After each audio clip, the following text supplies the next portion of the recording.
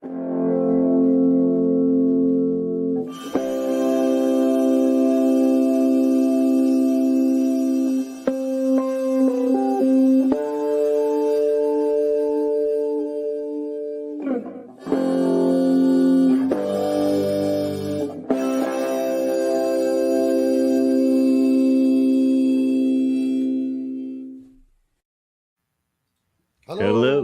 and welcome to Locutors of Trek, our 8th supplemental episode.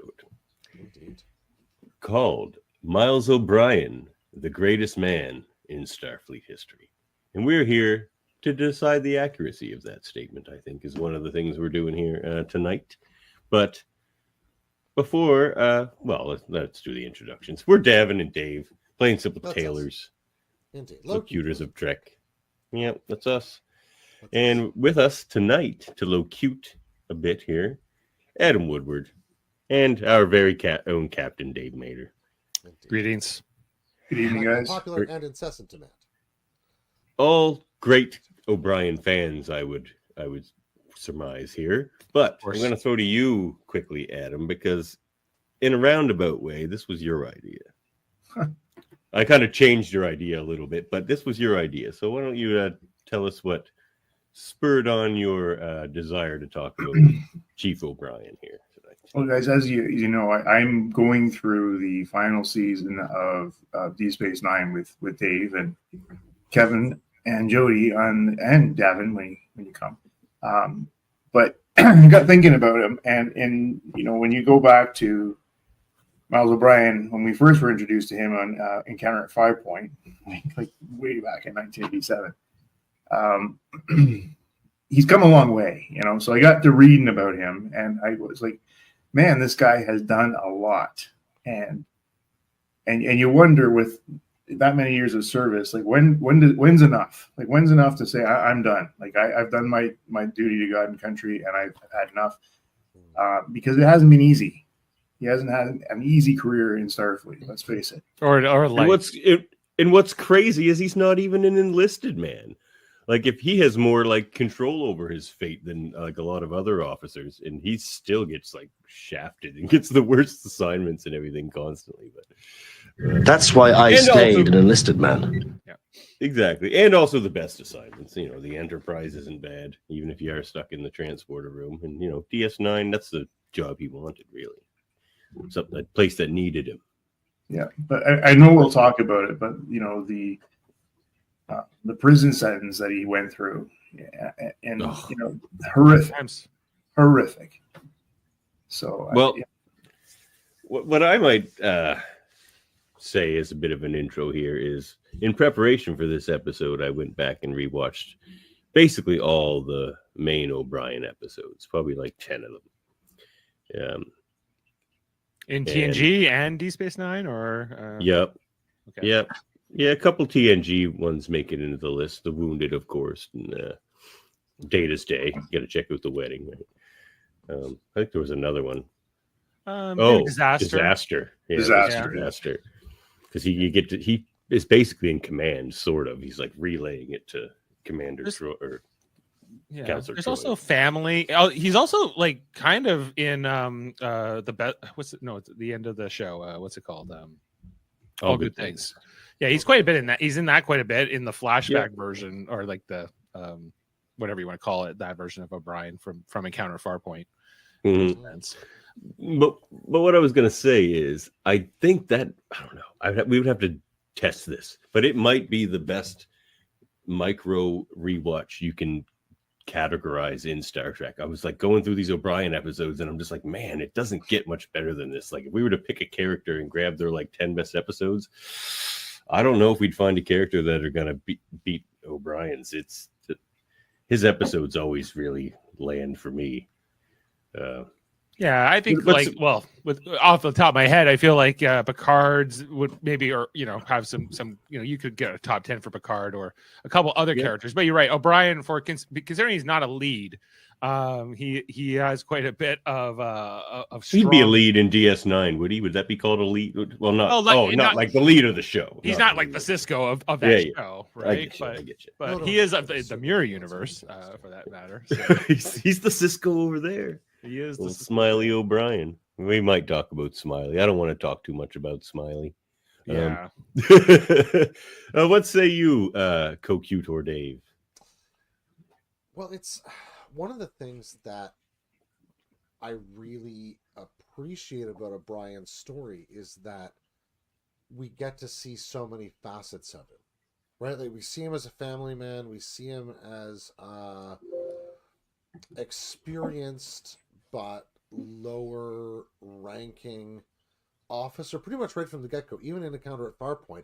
I love that one look he gives across. He's like, across when he's sitting in the battle bridge, right? Like, you know that he's seen a lot of officers in his life by this point, right? And there's something that comes across beautifully in that competence.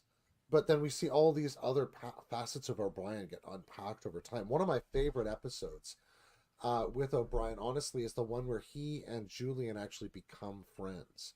And they're stuck in that weird, like, sandy, like, shelter thing. Yeah. For, I don't know how long it's quite some time. It's just a great piece of it, right? Because you start to see these other facets, like the hero of Sedlick 3 sort of hinted at, but ultimately, as Davin, I think you sort of alluded to earlier, he's essentially our best look at sort of lower decks or blue collar Starfleet, right? In that sense. Norman points out that O'Brien was the first diplomat to the Gamma Quadrant because of Tosk. Fair point. Oh, that's a great point. That is it. Yeah, I didn't think of that. Yeah, he made a sort of first contact there for sure. Yeah, I have so many stories just about like the canon of Miles O'Brien and like his story and why he did what he did and took the assignments he did and those kinds of things, because I think it's kind of interesting. What we know about him is that he grew up in Ireland. He had several brothers and sisters. As a cellist. He was encouraged to go into music, into studying the cello. It showed early proficiency, right? Yeah, he was really good at it. Can we stop right there on that point? No. I'll come right back to you. No. I'll come right back to you. But I'm not even through my 2 sentences, but okay. I know, but you got to like the thing I wanted to. All right, so I'll come right back to you. So the fact that he was a cellist, I just don't want to skip over that real quick.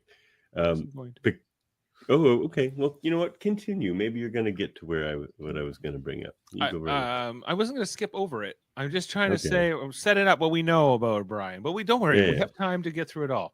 Right. You know, that he grows up on with a family. His parents, you know, are cooking with meat, like butchering animals. We find out later divorced, but not like later on in his childhood, his upbringing. And he was accepted to this prestigious music academy. Was it the Andorian Music Academy? Maybe. Maybe. Yeah. Did he not get in? Was it? He got in. He did. Oh, he did get in. He gets in. He gets in, but then he walks into the middle of town, I guess in Dublin or something, and he signs up for Starfleet and becomes an enlisted man. And then he goes off, and this is in the time of the Cardassian Wars, I guess, the Cardassian border wars, and so he ends up in that fray. But why does he even join Starfleet? What was his goal? Was he only going to join for a few years and then get out, or does he end up staying in? You know, there's a lot of things I wonder about with him. He's the minstrel boy. He is the minstrel boy. That's like, I wonder if the war has. That's right. Did they keep that in mind all through TNG and DS9? Because that episode and that reference of the minstrel boy is kind of the perfect analogy of the early life of O'Brien. It's just like he was the minstrel, he was the cellist, he got into the big school and just by his own choice got sent off to war. So the minstrel boy to the war has gone, in the ranks of death you will find him. Guess how we're ending the show tonight. Anyway, Indeed. but it's sort of that. Like, it is a bit inexplicable. I agree with you, Dave. Where it's just like, why did he? Well, I think the more we get to know O'Brien, we see why he gave up music.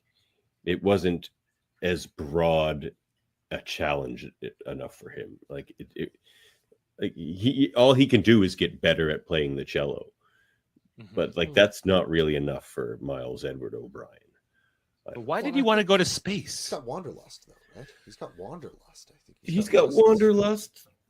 But like, does anyone well, let me ask you this appreciate question. a challenge? If you could get on a spaceship and go to space right now, would you go to space? I think so. Okay, but do I get to inspect because the my ship answer first? is yes. The answer is yes, Your answer but is always yes. He's like, spaceships? Hell yeah. Well, we don't quite know what was going on exactly at the moment he signed up, but if there's a war going on, it's like, hey, do you want to join the army? We'll send you to Vietnam. He's like, I don't know about that. That doesn't sound too fun.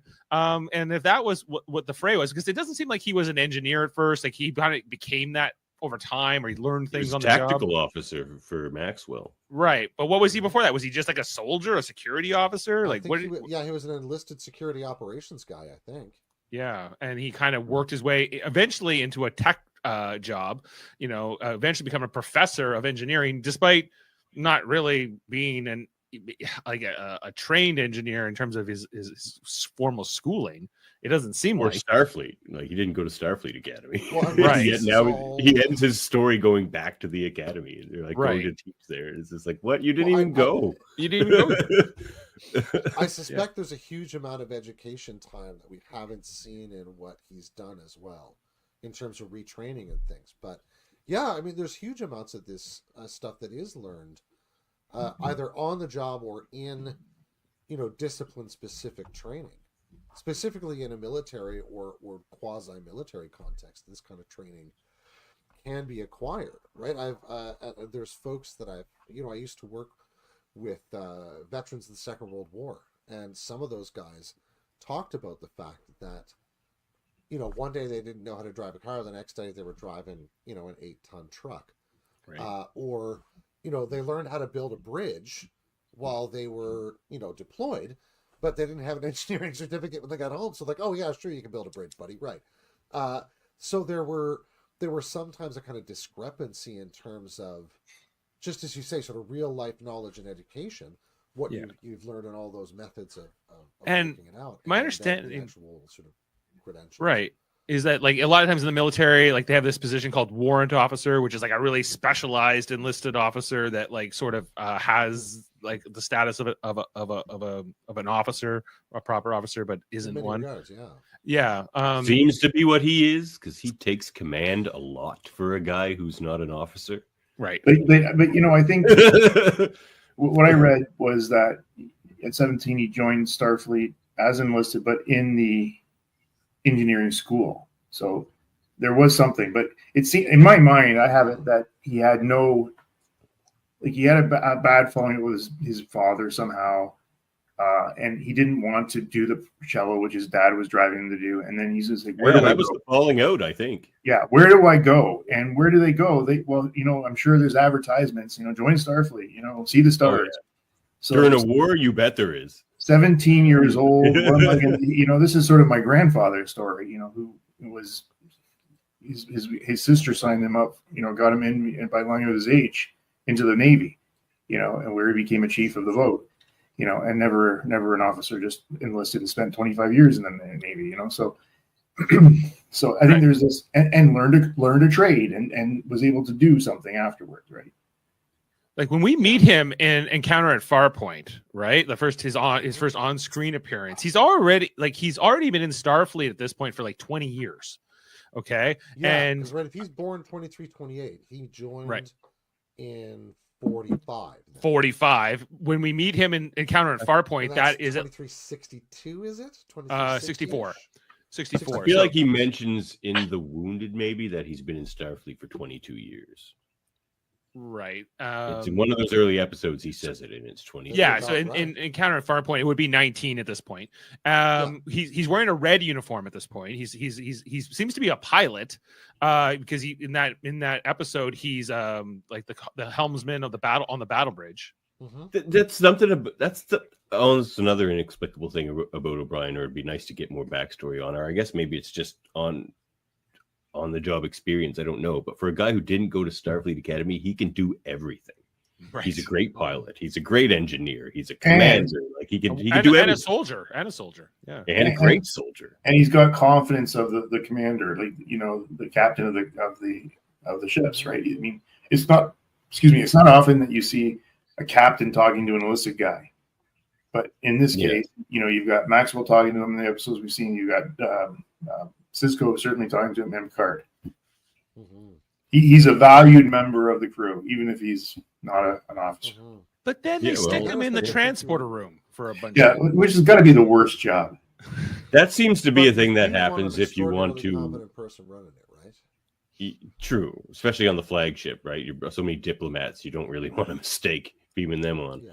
That's for sure. Yeah, but you don't have a window. There's 3 redundant scanners, so you don't really have to worry about transporter. Anyway, it's the safest way to travel. Right.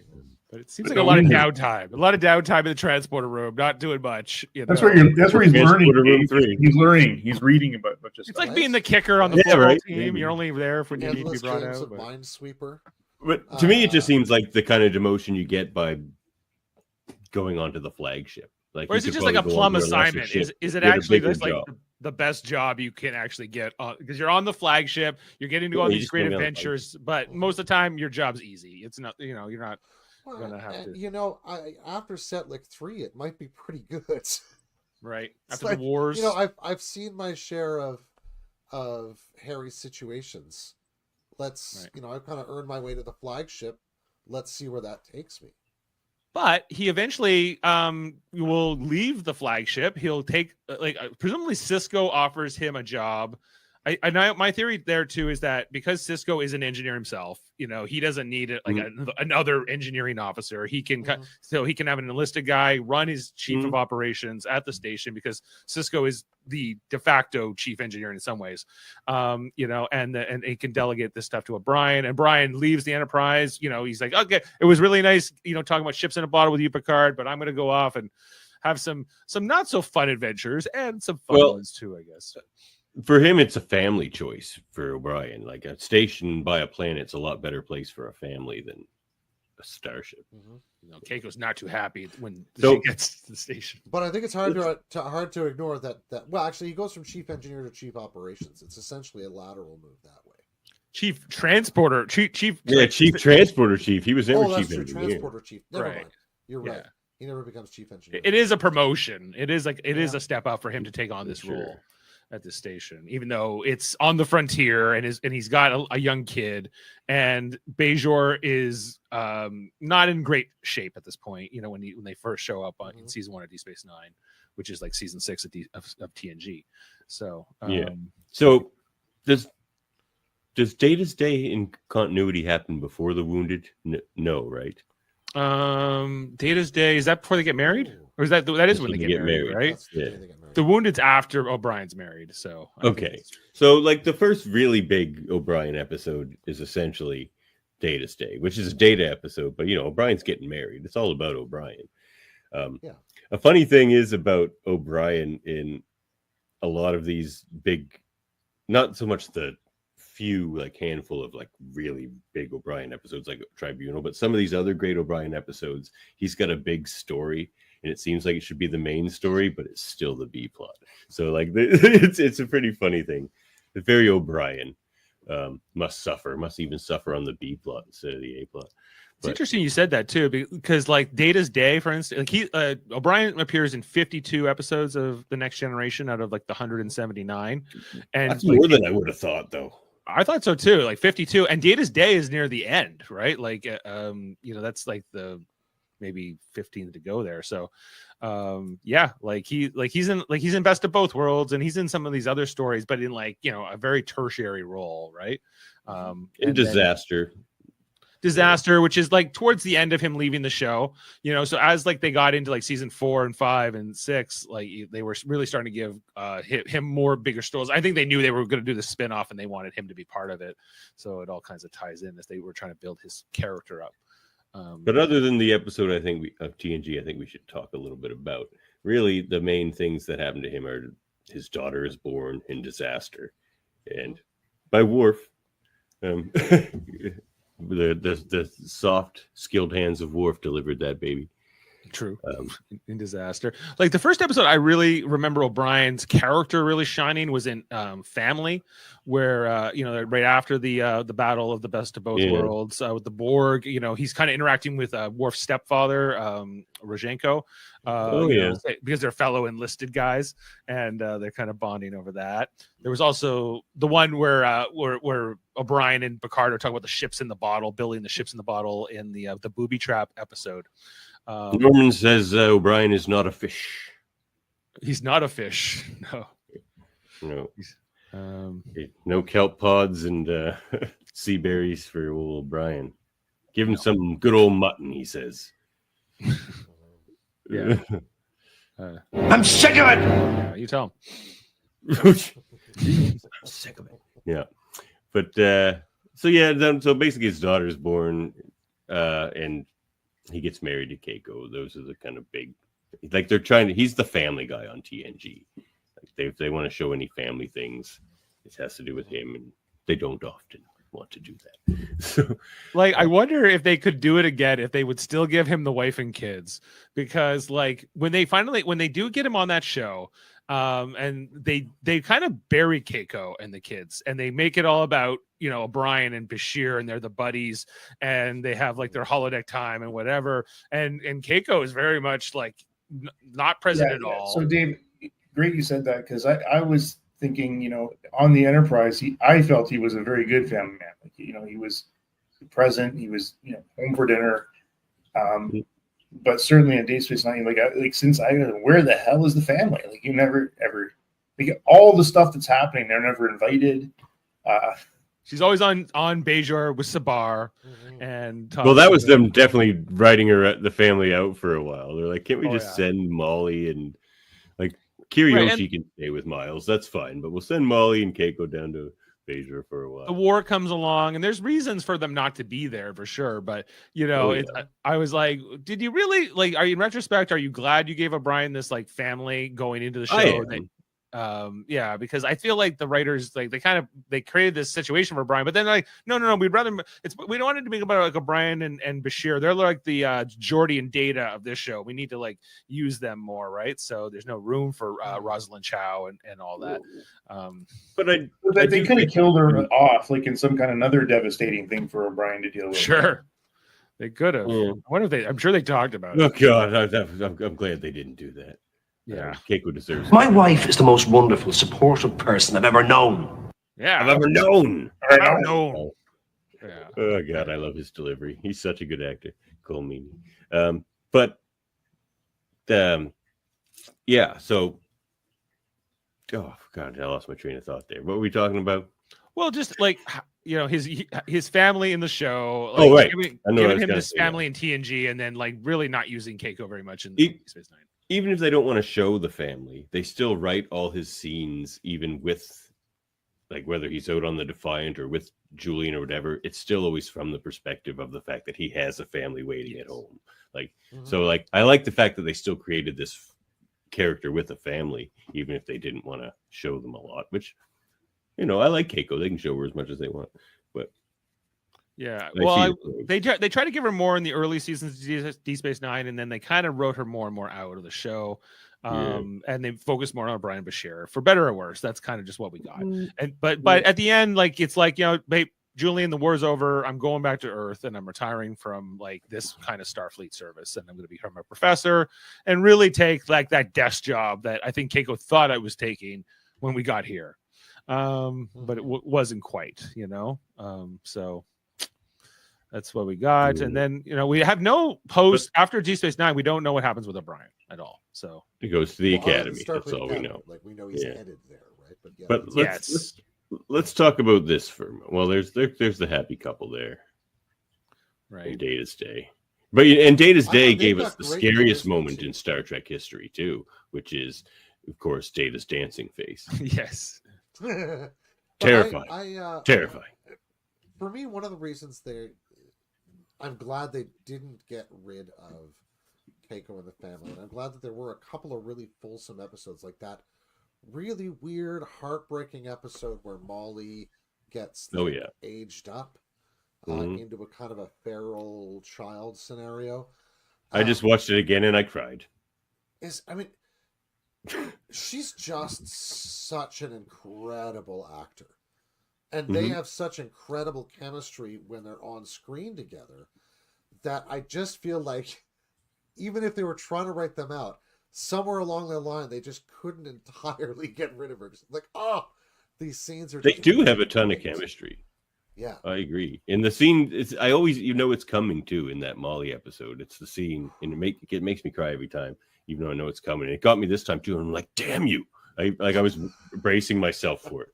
But it's when, Molly's gone and they're working super hard. They're just focused on getting her back. And eventually, Keiko's kind of had enough of it, and she just leans into Miles and she just cries and she's just like, "Where's our baby?" And it's just like, and she's crying when she says it. It's incredible acting, and it gets me every time. But yeah, let's talk about this for a moment. Before you get to that, Wounded. Another funny scene with Emma that I love. Oh yeah, it's when Keiko and Ro and Picard, they're all, de-aged into... Oh god, yeah, that one. Yes. Rascals. I forget about that one. I always forget. Oh yeah, they did that. But when Keiko turns up in their quarters and starts making dinner, and he's just arms are crossed, and he's looking so uncomfortable. He's like, I'm married to a 12-year-old or something. Yeah, that was pretty amazing, actually. He's like, I have to go now. I have to get on vacation. I need to get out of here.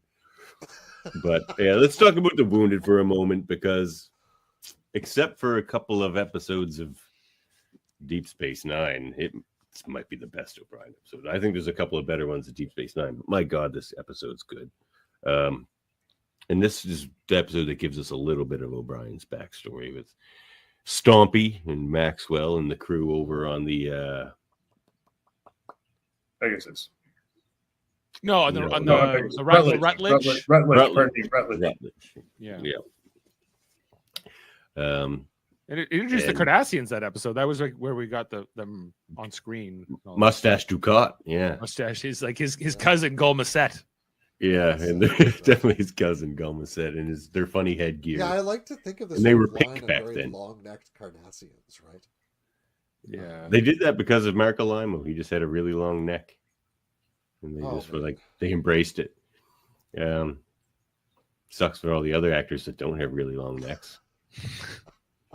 Well, that's how it goes. Gets him work. They're like, we need friggin' a Limo back for this Cardassian. So fine. But it gives us the war. He's the hero of Setlec 3. His buddy Stompy died on Setlec. And so did Maxwell's family, of course. And this is where we got the real backstory. Yeah. And that's where we find out he was a tactical officer. Best Maxwell ever had, he said. Mm-hmm. So again, amazing considering he didn't go to Starfleet Academy and he was playing cello while the other officers were in Starfleet Academy. Well, just on the side too, do you think that they kind of just figured out in real life that Cole Meany was his star power was growing in the late 80s, early 90s. So when I think he appears on Star Trek The Next Generation, I don't think he had broken into America that much, but he's in Under Siege. He's in a couple other kind of big action movies in the 90s, Die Hard 2. Air. Yeah, Die Hard 2, Con Air, a couple other things. Was he in Con Air? He's in Con Air with John Cusack. Yeah, he's yeah. right. That was happening when Deep Space Nine was happening. He was in that movie, but I think they were kind of also. Sorry. The replacements. That movie was that could have taken him out of Star Trek, into motion pictures. That and he. I think you're right. I think you're going where I think you're going. They try to keep him, let's give him some better roles. Let's give him some bigger stories, and then the guy who plays Maxwell in that story, I'm trying to remember his name, but he's an amazing actor himself. And they're like, what if we put these two in a story together? He played Bob Gunter, the owl in the Daredevil series on Netflix. Yeah, he's also from like the Shawshank Redemption and some other things. Oh yeah, he's he's the warden, isn't he? In Shawshank. Yeah, he's the warden in Shawshank. Yeah. And he played Captain Maxwell, and they're like, well, what are they, just two old soldiers, kind of like, singing a song in that room. But the way he struts on the ship, he struts on the Enterprise, he's smiling and winking at O'Brien. He's like, "It's all good, buddy. Like, don't worry, I got this." Like, it's one of the best episodes of Next Generation for sure. You almost never see Picard more disgusted with anybody than he is with Maxwell, because he's a guy in Picard's position who just goes completely off the rails and is continuing to do so, and right in front of Picard and lying to him, and like, it's just like, he's like, "My God, you're everything a captain shouldn't be," and he's just like, it's like Janeway with Ransom, like in Voyager, right? Like, that you can go back, exactly. That's a perfect analogy. Janeway and Ransom. She hated him just as much for the same reasons. Betrayed his uniform. It's interesting because I think Picard makes a very short remark that I think he would have been on the Constellation, not the Constellation, you know what I'm talking about. Stargazer. Sorry. For parts of the Cardassian border wars. And he makes some kind of comment about it. So they've seen similar action, right? Like, these are guys who've been captains at the same time. So it's a really interesting mirror there, but the relationship with O'Brien is just really wonderful. And I feel like it reinforces that theme we've been digging up, that O'Brien has been looking to lay down the phaser rifle almost since, like, we meet him as a character. Right. Like, I think the coming to the Enterprise in that sense is a move to a different kind of ship, a move out of that war phase into something else.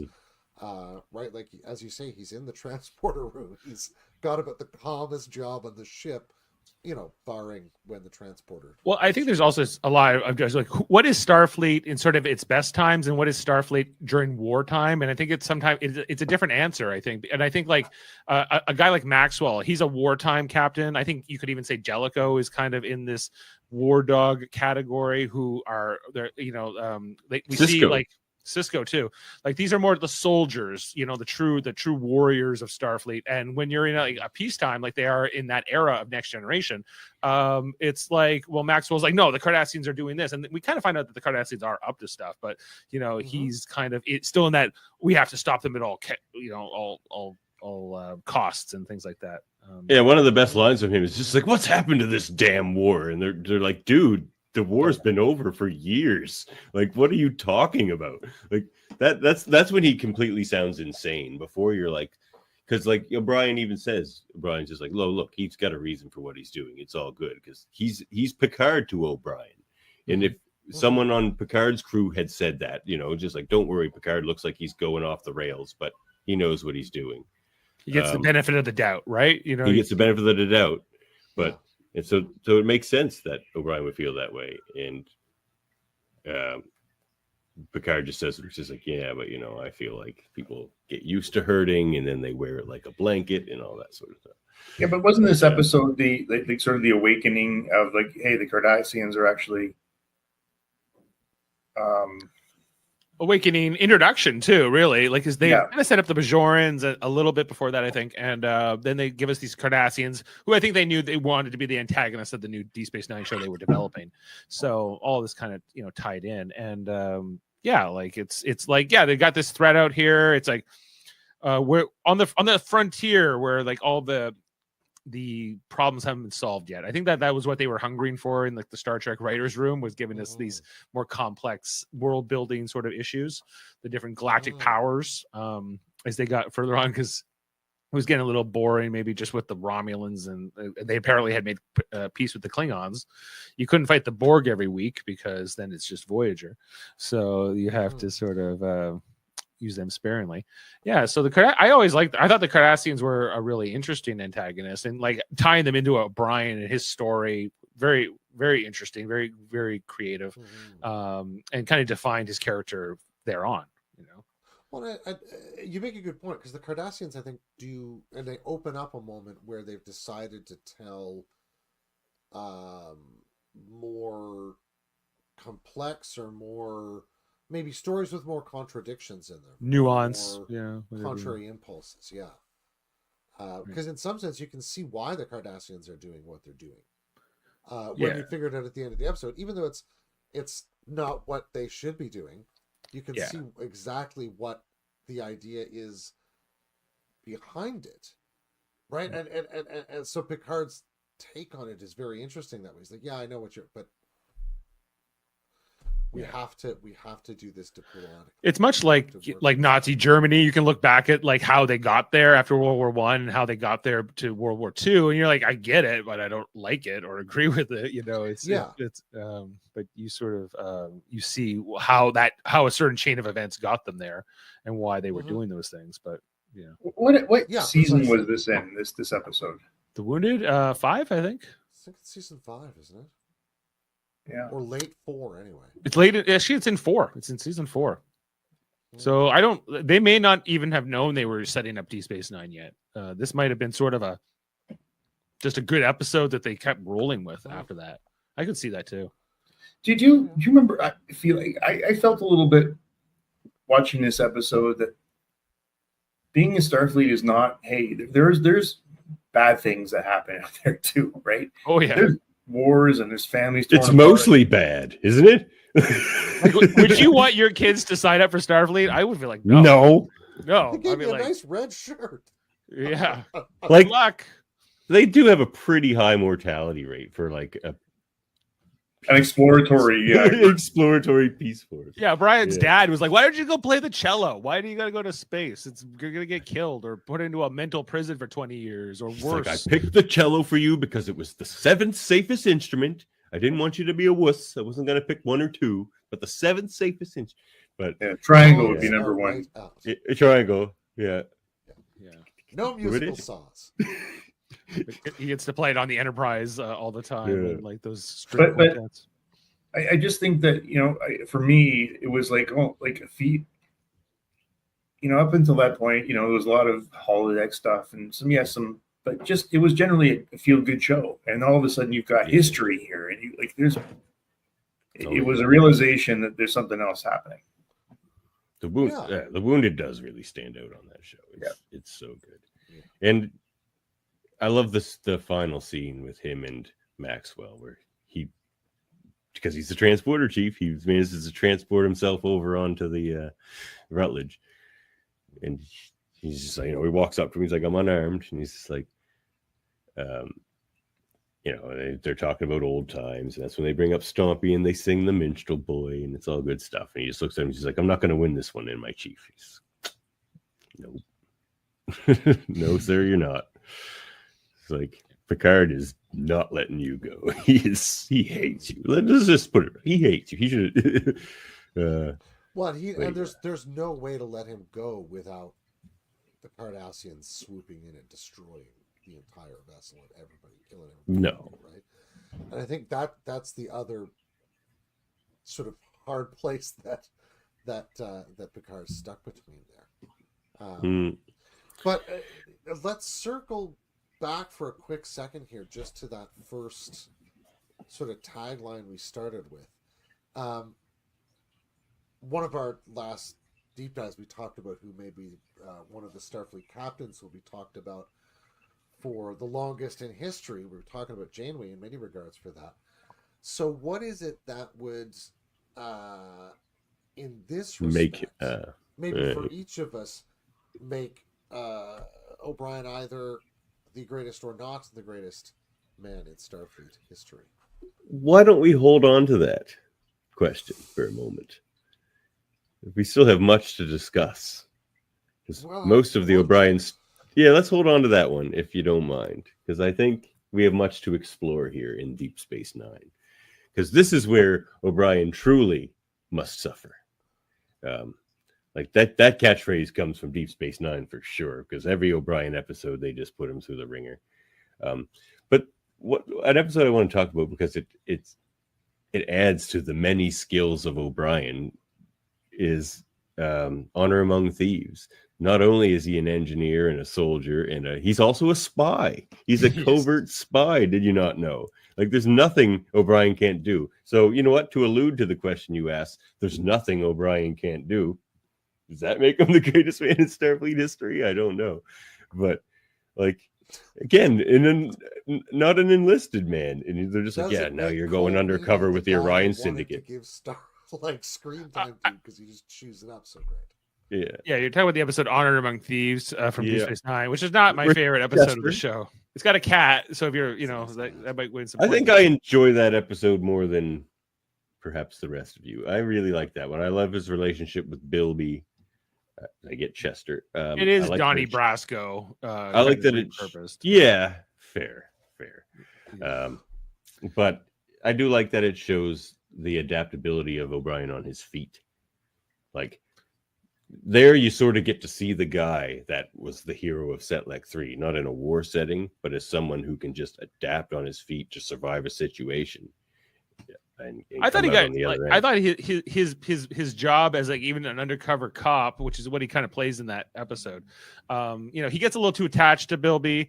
Punches Bilby, out he's a gangster and a murderer and not a great guy. But O'Brien, tries to, like, because he gets attached, just like, the Johnny Depp character, the Donnie Brasco character with Al Pacino in that movie.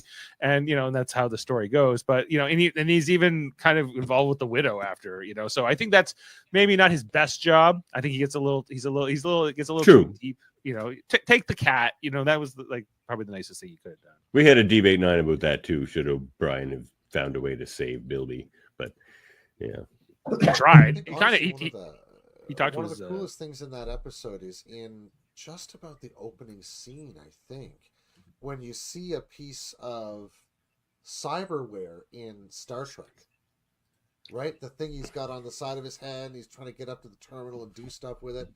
We almost never see that kind of stuff in that era of Star Trek. So yeah, I love that little moment in that episode. Van Norman says, cloned, time jumped, arrested, and guilty on trial. Spying on the Orion Syndicate, dealt with the Power Wraith, possessed Keiko. Oh yeah, that's a funny one. A wayward Molly and more. Yes, indeed, Norman. That's what we're discussing here. But yeah, not a lot to talk about with Honor Among Thieves, but again, adds to the skill set of O'Brien, which I think builds the case a bit for him.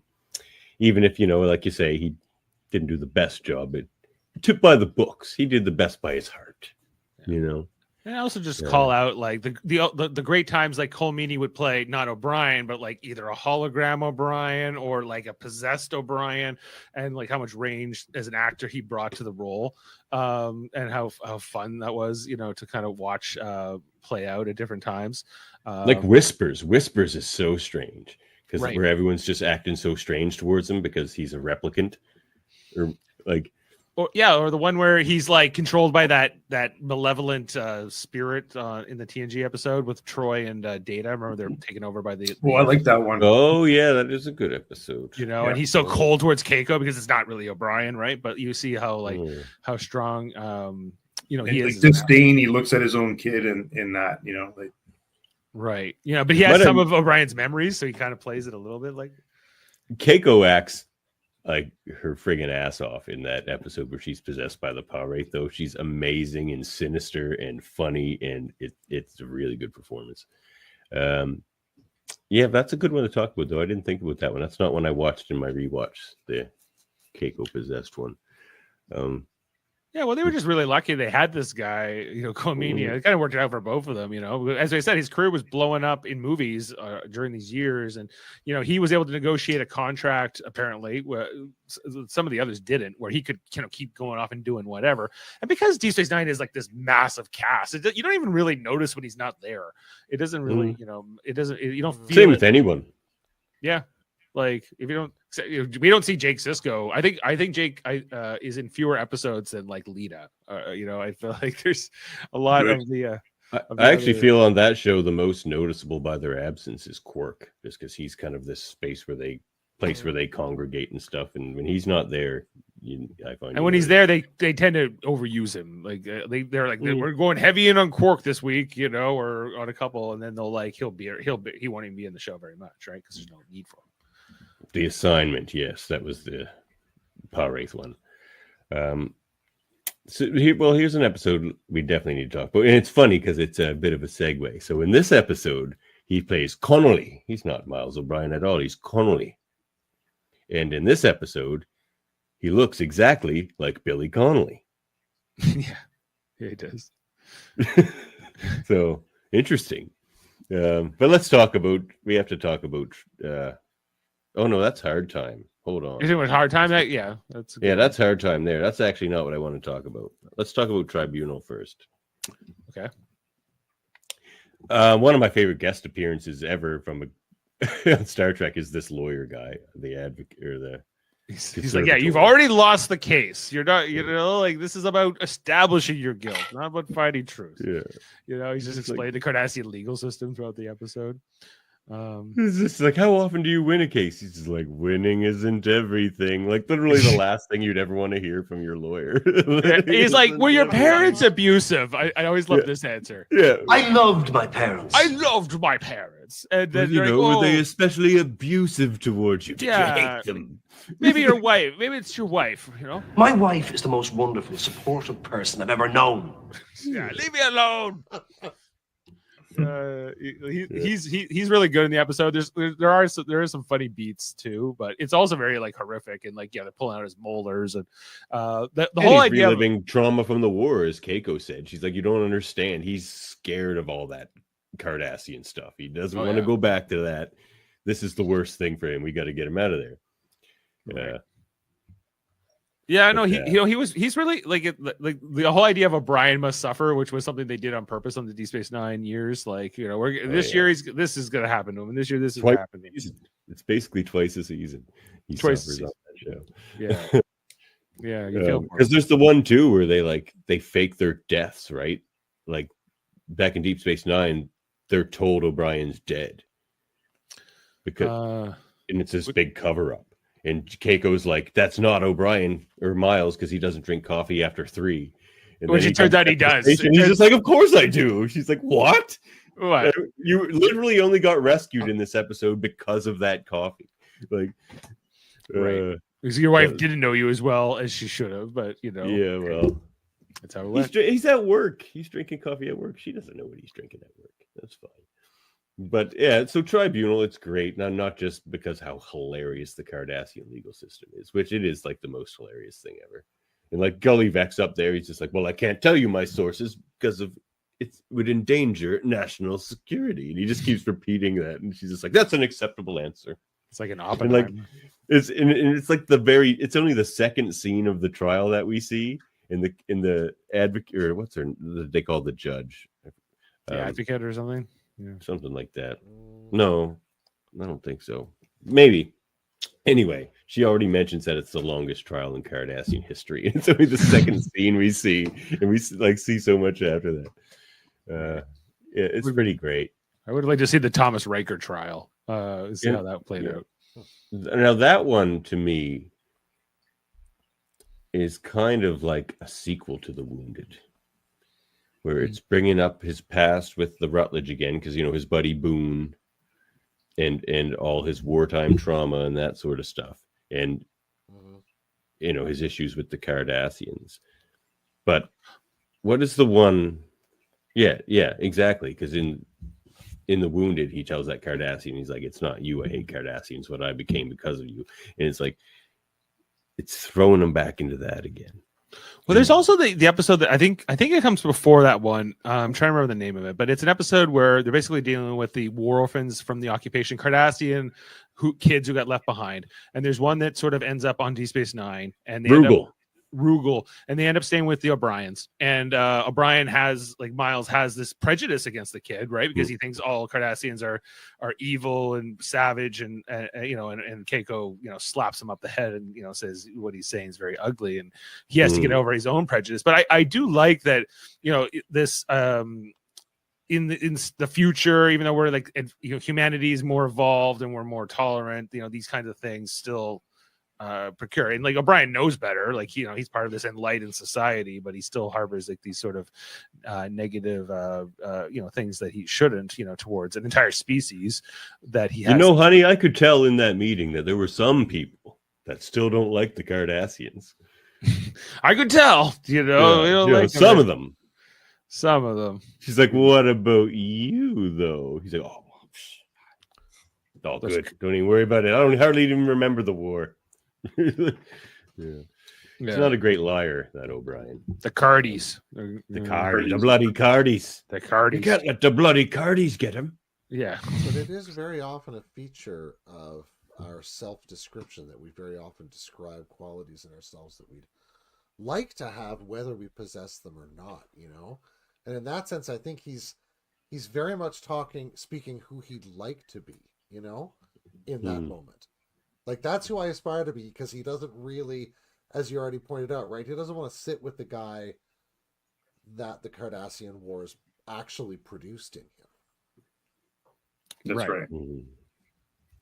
It's just like, Tribunal's great. When they first take it, like that, the kind of gruesome part where they're interrogating too, and they just keep asking questions, and he just keeps repeating, "I'm Miles O'Brien of Starfleet, Chief Engineer," like just keeps repeating his service number, whatever, like, service number, blah blah blah blah blah, and it's like that's all he'll give them. Like that's totally him going back to the war. You know what I mean? He's like, there's no giving him at all. He's just like, you could just answer a couple questions. He's just like, no, I will not answer a question. He's just like, yeah, he's pretty stubborn when it comes to the Cardis. That's for sure. Oh, here's what I was just looking for this. He remarked to Glendarrow that it was not the Cardassians he hated, but rather the person he became because of them. Right. He says that in The Wounded, but that stuff he says about the kid, that comes much after, right? Yeah. Like, so he's already kind of come to terms a little bit with it. I don't know how much he talked to Counselor Troy or not, but still working things out, clearly. And then maybe you could call it, see, I always thought this was the one we're about to talk about was the most suffery of O'Brien episodes, but rewatching it, it's the Molly one. Like, having your child missing is actually way worse than anything happening to you. So the O'Brien, I think, suffers the most when Molly is missing. But beyond that, it's got to be this one. It's got to be Hard Time. They even called it Hard Time. They're like, let's give O'Brien a really hard time. And like, it's like, how? Yeah. Let's make it for like 20 years. In his head. 20 years? We're not just going to give him a bad few days. We're going to give him a bad 20 years. 20 years? 20 years. So, I think it was more than that, wasn't it? It was like 20, I think it was 20 25. years. Oh, was it 25? Or it was something like you have to serve a minimum of 15. You've been here for 20 or something is what they said.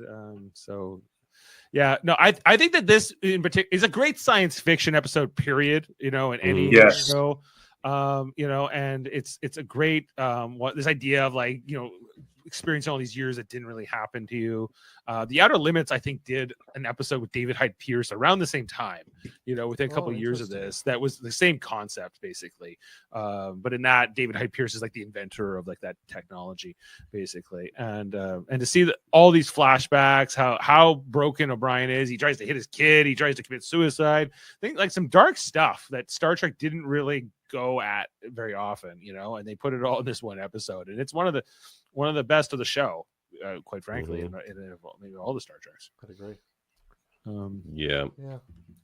It's tough, and you always have to wonder what was his buddy's name? HR. You have to wonder if HR was placed in that simulation by the Argrathi, or was HR just like some sort of coping mechanism of O'Brien? Maybe both. It's hard to say, but it's hard. That's the biggest question for me from that episode. I'm like, what is HR? I murdered him. Yeah. I don't want your help. I don't want your friendship. I just want to be left alone. And then it builds up, of course, to this. And this one gets me every time too. This is one of the best Julian moments actually in all of Star Trek, where he talks down his friend. He's just like, you're a good man. You take your life because of something they've done to you. They are winning. You're not like, don't do that. Like, don't let them take the good man away. Yeah, it was a good speech. Don't let them beat you in this way too. Like, Yeah. And so trying to get him to come back, but yeah, but what a thing. Like, oh yeah. When you think of it, Star Trek characters that have been through a lot, O'Brien, I think, is hard to argue with being in the top 3 at least. I think there's, and how quick he bounces back from that. Like, there's just like the trouble he has in that episode, and then he's back to. Yeah, normal. They wouldn't do that in a modern Star Trek now, or any show really. But back in the episodic era, like they're like, well, we have, this is syndicated. We can't like be chasing these old storylines for too long, right? So they have to wrap up. But so I think you also see like developing notions about how trauma sits with us and actually affects people too, right? Some of that stuff sneaks into kind of popular treatments of it over time. Well, I think Deep Space Nine did it more than the other shows for sure. I mean, they did it. Dave, we just watched the Nog episode where he was, it's only a paper moon. Yeah, we just did that one. And I think that the idea of like shell shock, or what we now call PTSD or whatever, like that stuff was even just coming into more of the cultural conversation at the time, right? And so like these shows were starting to put that into shows like Star Trek, but they were on, in other shows too, that were happening. Just I like this point that Norman brings up to that stare Troy gives him in The Wounded. It's when the first Cardassians first walk on the ship into his transporter room and then walk out. And she just looks back at O'Brien, and she's just like the hatred, and like she's just like, whoa. And he's just like, back to like yikes. Yeah. Like, but well, I think that's too like O'Brien not being a perfect person, he's like, because you can write your characters to be completely perfect. They have no flaws, like, whatever, but they don't do that with the Star Trek characters. Like Worf, as great of a character as he is, he's got some issues as a father and so, whatever, right? It's, and even maybe he's a brother. I would argue, he's got some some to Kern or to Nikolai? To both. He saved Nikolai's ass. Okay, I'll give him. Pulled his ass out to fire. Kern, I think not sure it went how it should have, but I think that like that's what I really like. I don't want my characters to be too flawed either. I feel like that's more of what they do in modern stories. We see in Discovery and whatever. I'm like, I don't need my character to be a war criminal. I just want them to be like, we're kind of a walking mess. Especially you don't want to see Starfleet officers but the fact like that. People are mixed bags, right? Right, mixed bags, good and bad. But these are protagonists, and I want when you put the things on the scale, I still want the good to outweigh the bad if I'm cheering on this character, Right? And I think for O'Brien, it definitely does. Is he the realest character in Starfleet history? We'll talk about the greatest in a minute, but the everyman, I think he's the biggest argument for the everyman, the most common man. Like especially him having this status, was one of the only enlisted main characters in the show. I think there are down to earth characters like Scotty and some others, but like who I would sort of throw O'Brien in the mix with. He's not like uptight like a Picard or whatever, he feels more accessible, like a guy you would have a beer with. Riker's a bit of an everyman as well. O'Brien, Riker too. So they kind of fit in together. Yeah, and then the next, I think, the big thing that happens to Miles O'Brien is his next baby gets put into Colonel Kira or Major Kira at the time. So that's a big change in the O'Brien household, and for Miles himself. Like Kira moves into the house, his baby's in her, and they start to develop this certain intimacy. Which makes sense, but leads to some kind of weird feelings and complications. What can I say? To be worried. I'm just an incurable romantic. He's a hopeless romantic. Oh, did we just hit the sound effects at the exact same time? Did we? Oh, okay. I think that we both did it. I was like, oh, this would be a good time for this one. Not the same one. I hit this one. The neighbors didn't know whether to be worried or titillated.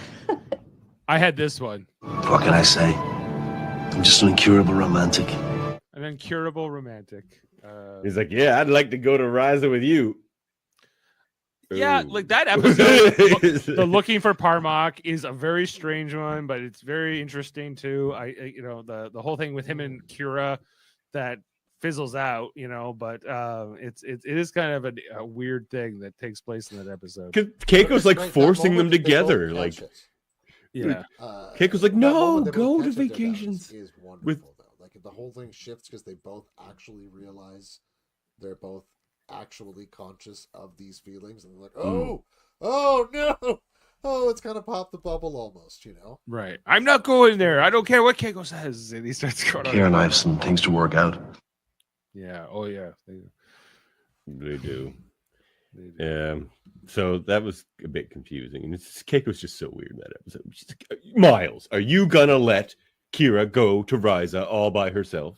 Or like, Yes. it wasn't Ryza, it was like the nice, sexy. And he place wants on her to massage her and like Yeah, exactly.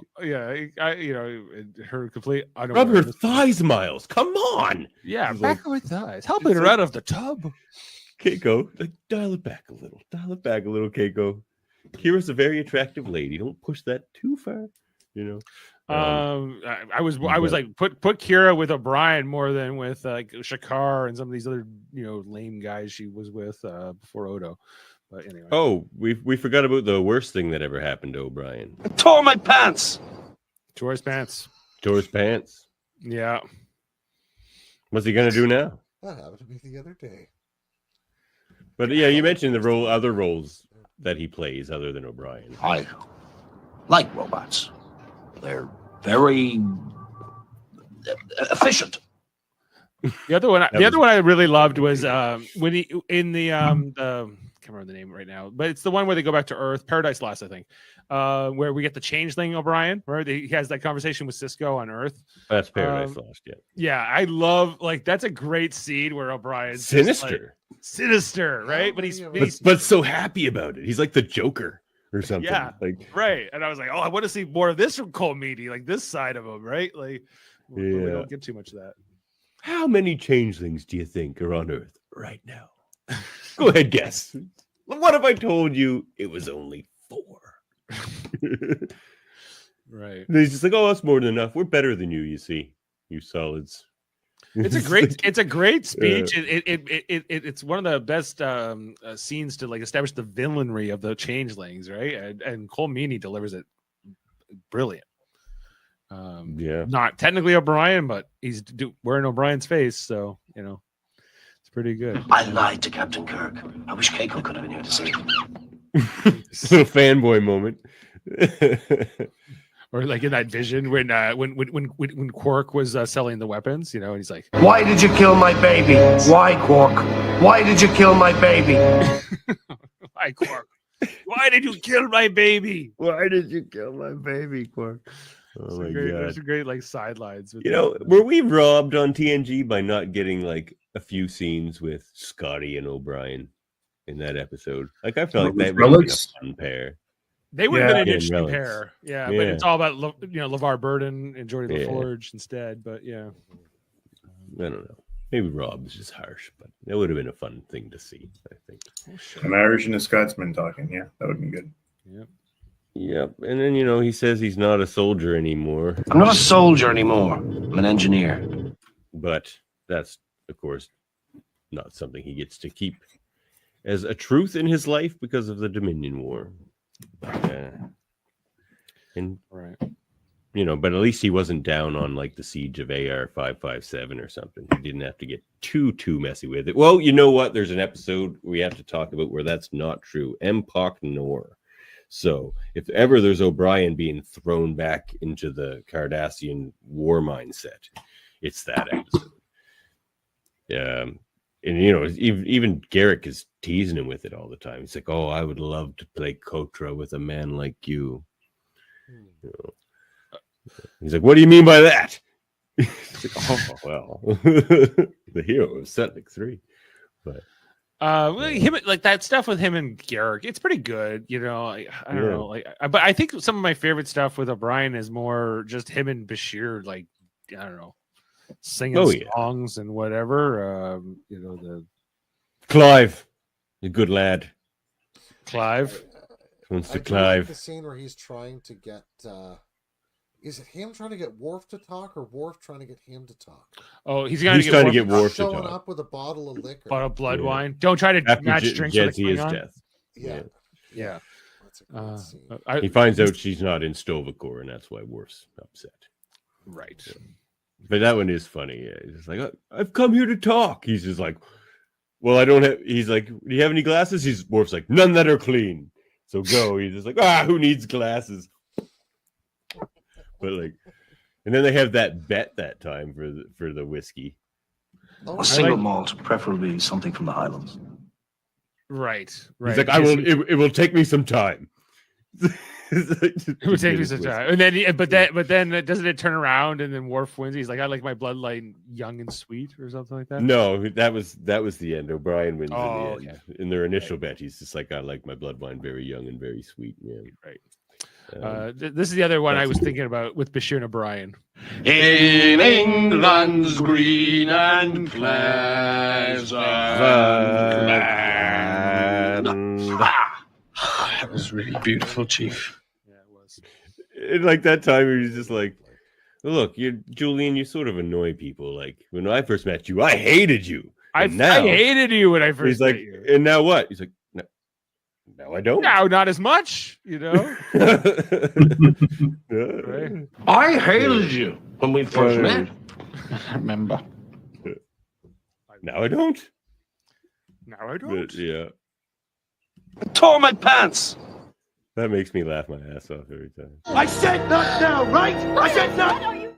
Oh, bring it down. Would you like the ball? Would you like the ball, Molly? I give you the ball, and then you give me the ball. I guess I'm really in trouble now, huh?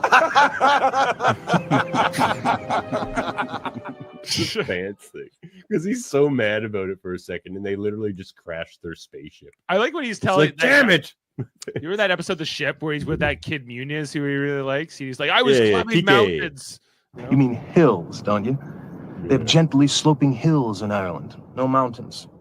But I was climbing mountains in Ireland. You're the mountain man. Yeah, I was climbing mountains in Ireland before you were born. And they're like, there are no mountains. That's a good episode to show like how Chief feels about the people that serve under him, especially his engineering crew. Like Worf gave up on that guy like instantly in that. Worf's like, you should just kill him. He's like, you won't kill him. Well, he's just like, just tell him he's going to die so he can prepare for his death. He's just like, no, and you're not going to tell him. You're all like, kick your ass. Like he's getting right in Worf's face. He's just like, don't screw with me here, Worf. Like, yeah, right. Yeah, that's a pretty good episode too. There's a lot to unpack here with O'Brien. He's got some of the best stuff. What was Dave's question a few minutes ago? I'm sorry, I didn't hear you. The big question, which is do we think Miles O'Brien is the greatest man in Starfleet history? I believe was Dave's question. That was a while back. Which Dave? Dave? That was a while back. Yeah, which Dave? Which Dave are you talking about, Adam? Oh, Leslie. Oh, yeah, I think that was the question, wasn't it? Oh, probably. Well, the one that you wanted him to park. Remember, you were like, park that thought, and then we'll come back to it. Yeah, well, let's come back to it. Okay, well, let's come back to it. Is Miles O'Brien the greatest man in Starfleet history? Was the question. Or like, isn't that how did you phrase that question? Well, that's the tagline from the episode. Yeah. We just turned it into a question. He's not, but he's a great character. Like, who is then? Like probably Picard or Kirk or somebody like that. Like Archer even. O'Brien is not the greatest. He's really good. Hall of Fame, sure. But probably even first ballot. But he's I wouldn't say he's not a lead. He's one of the best supporting characters in all of Star Trek. Absolutely. He's a hero. He didn't change history. He went along with it. He's more of a participant than a leader, I would say. He's pretty. He's strong, but there are certain times where O'Brien's weakness is shown. I think one of the biggest examples is that episode where Keiko gets taken over by the Pa Wraith, right? And the Pa Wraith's getting O'Brien to do all this stuff, and he's talking to Rom, who at this point is in the holding cell, accused of everything. Basically, O'Brien's been up, and O'Brien's like, "Well, why would they want to create an anti-chronoton disruptor anti-chronoton beam?" Yeah, and Rom's like, well, so because they're going to use it to kill the wormhole aliens. He's like, why would that kill them? That doesn't make sense. He's like, well, that kills them, not us. Basically the point is that Rom is a smarter and better engineer probably than O'Brien is, right? But and he kind of plays it off. Oh, I've been so distracted, I could never think of this, But he's actually, like in some ways, I don't know about that. I don't know if I'd say Nog or Rom is a better engineer than Chief O'Brien. What he did He's good at ideas, though. Rom replicating. Maybe better theoretical. Yeah. Right. So no one else knows how O'Brien keeps all the technology, Cardassian, Starfleet stuff working together on Deep Space Nine. Well, so here's my thought here. I'm not sure I would say that Miles O'Brien is the greatest man in Starfleet history, but he's got to be one of the highest multiple record holders. Like, think about it, right? Probably one of the only Starfleet officers to ever get a space station flying under a warp bubble. For any distance, I'd like to see the amount of distance, right? Sheer kilometers flown under that. Kira's like, do it, figure it out. Yeah, he's like, right. How many times has his timeline been? There is something in that sort of life festooned with experience that I feel like he could be one of those sort of Audie Miller type. You guys, from the American Soldier from the First World War, where he becomes an actor and does all sorts of stuff. I feel like that's who Miles O'Brien is. In one sense, he's the greatest man in Starfleet because he could be like any man in Starfleet, any person in Starfleet. That's what I mean. Because anybody could take this journey through Starfleet. In that sense of being an everyman, but I still find that I think Starfleet as an apparatus would conceptually resist naming a best person. Ultimately. Oh yeah, they wouldn't. They wouldn't. Yeah. I feel like that's civilians or something doing that. That's right. All the members of the Jean-Luc Picard fan club. I wonder, too, who's famous sometimes in Starfleet and who's not. Like, you get the sense that people like Picard are famous, but Janeway is famous. Janeway's famous, but I don't know how famous is O'Brien. I don't know. Cisco would be famous, but is O'Brien famous, right? Well, get less so within Starfleet too, because he didn't go to the academy, so there isn't that legacy there where he didn't set some running record at the academy or get in a fight with a Nausicaan in a bar at the academy, or a Vulcan. I mean, with Cisco wrestling, there's always these Starfleet Academy antics and going up through the ranks and stuff that people share, and that kind of gets you into the lore of Starfleet with other Starfleet officers. You see this, even when Picard's dealing with Admiral Hansen, he's like, "Hey JP, you remember?" When they talk about the old times coming up through the ranks together. Less so, I guess, with O'Brien. He doesn't really seem to have that. A couple of the, I guess he has that with Maxwell, but experience with Maxwell, but yeah. Right. But I mean, we don't often see him among his sort of compatriots in rank either. We don't see him hanging out with the other chief petty officers very often. No, well, he's the only one, right? He's the only one they ever. The only other one is in the Valiant episode. Who's a cadet that also holds this chief rank. But I'm like, if she's a cadet, then she was trained to become an officer. So why did he make her a chief? And he made the rest of them officers, of those kids. I don't know. So they because apparently originally Roddenberry envisioned, okay, everybody's an officer, and they're like, well, Gene, not everybody can be an officer. That doesn't make sense. Get it? Everyone. This is the future, damn it! Right? Everyone's an officer. So that's why they didn't. Military forces have experimented with that. It has not turned out great. Right. You can tell, in the earlier appearances, obviously O'Brien is wearing lieutenant pips before they had kind of even figured out what rank he was or any of that stuff. That kind of came later. I think Simon Tarsus may have been the first enlisted guy that they really did. And that's when they talked about, enlisted school, things you can do other than. Right. That he just wanted to go to space. Simon Tarsus just wanted to get into Starfleet and start doing stuff, and he didn't want to do 4 years of drills and whatever in school. So he went out there. But But it's almost like Simon Tarsus is the greatest man in Starfleet history. And No. that's what we're saying. Simon Tarsus is not the greatest man. Okay, maybe not Simon. Very He's notable. important man in Starfleet legal history. Yeah, true. In respect to the precedent established by his case, but yeah, no, definitely not the greatest man. That is a great episode. It is a great episode. It is. Yeah. Just remember how uncomfortable he looks on the stand the whole time. I've destroyed bigger men than you, Packard. I forget that guy's name, but he's been a great character actor in so many Who? things. The man. plays who? The guy who plays Simon Tarsus. Oh, Well, I forget what his name is, but he's been. I'll look him up. yeah, he's in a lot of stuff. You're right. I've seen him in other things. I would say, I mean, the greatest man in Starfleet history. I mean, how do you gauge that really? But like, in the way they use it in Lower Decks, like I don't think. I mean, it's a joke. Obviously, it's Lower Decks with his statue and everything, but I don't think they mean as far as saving the world the most times or saving the galaxy the most times, because obviously that's Kirk or Picard or Even Cisco. it's Kirk or Picard or even Cisco. Well, yeah, or even it's one of those three. But I don't think that's what they're talking about. I think they're just talking about the person who maximizes their trajectory through Starfleet and through life, kind of the best, and like also like it's the most varied, like we were talking about too, like in that sense, like as far as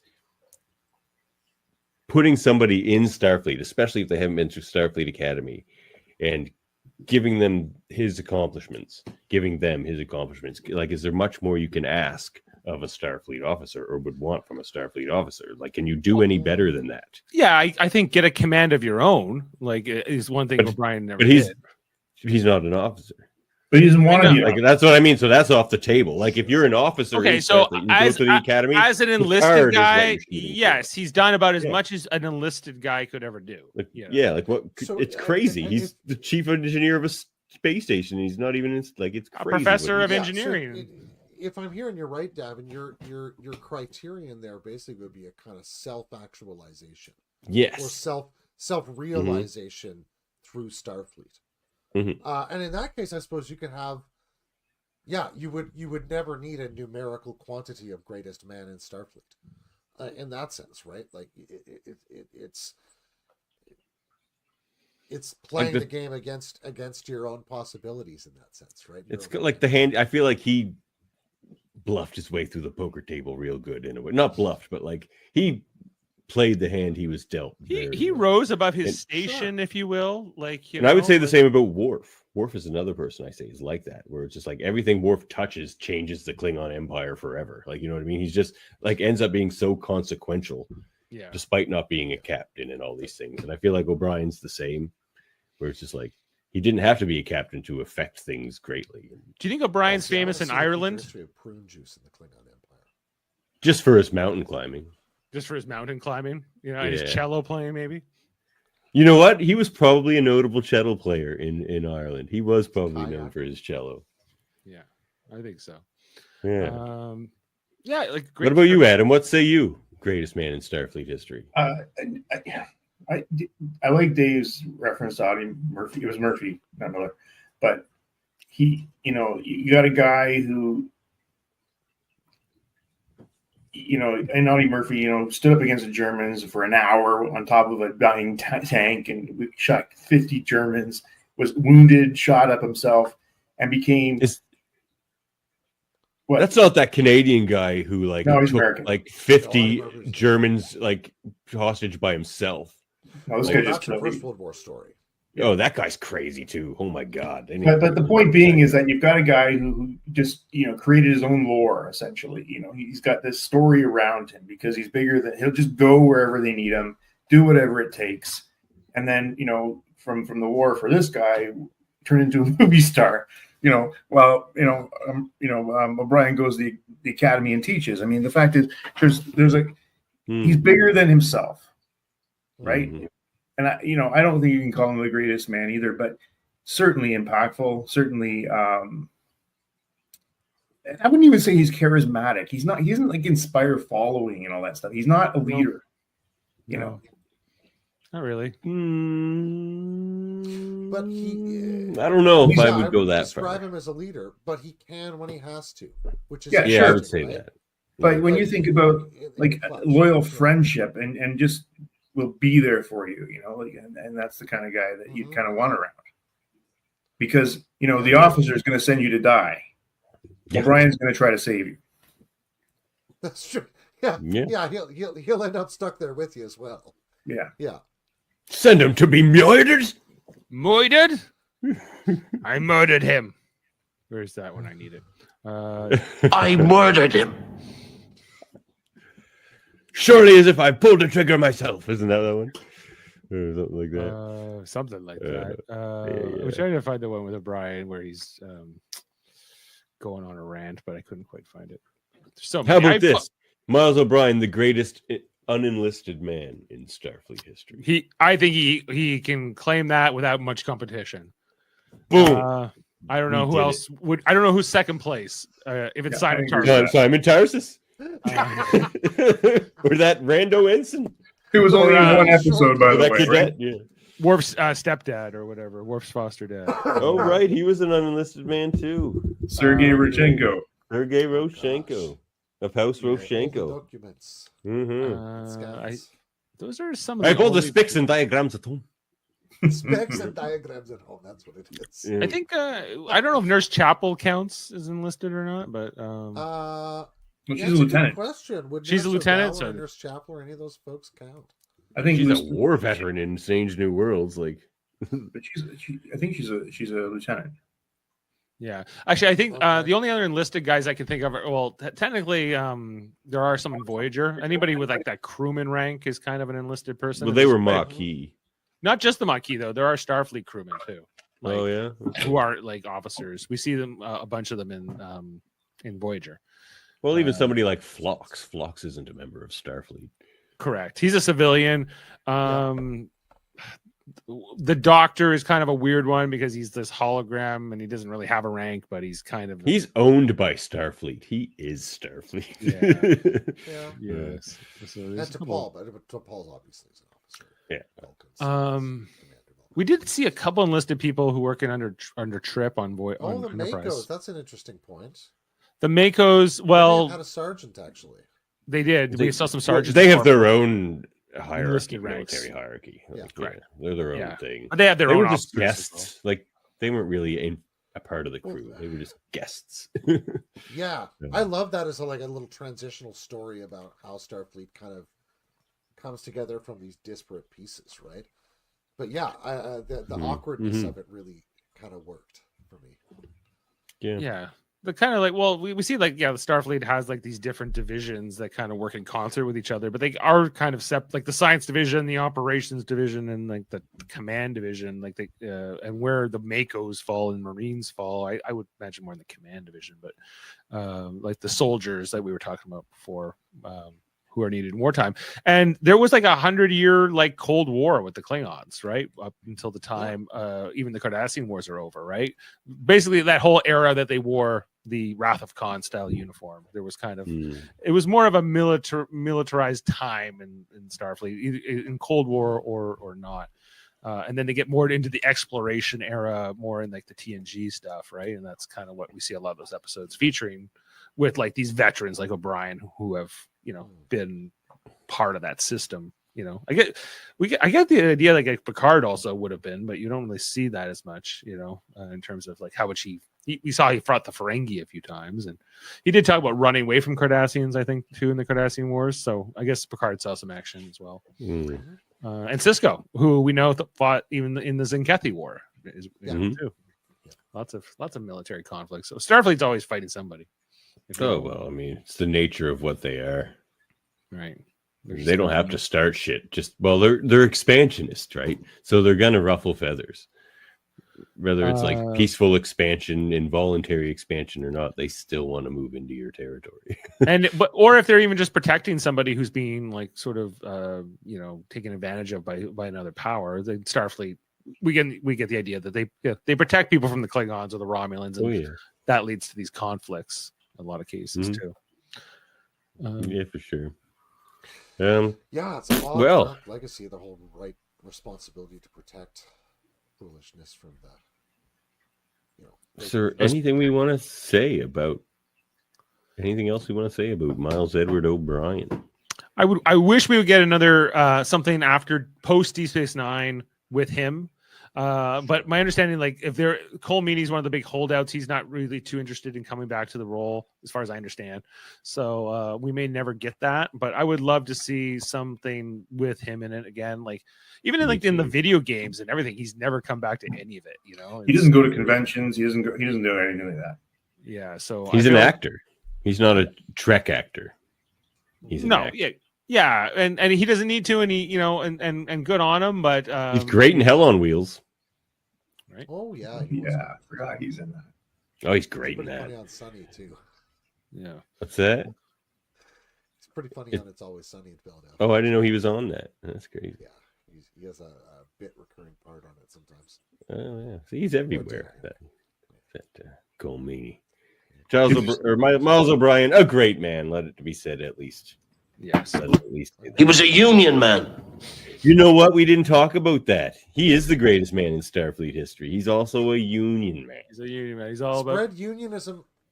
For the Ferengi. Organized labor. He's about the and survived it. No 37 bullets found in him. But our chains to lose, folks.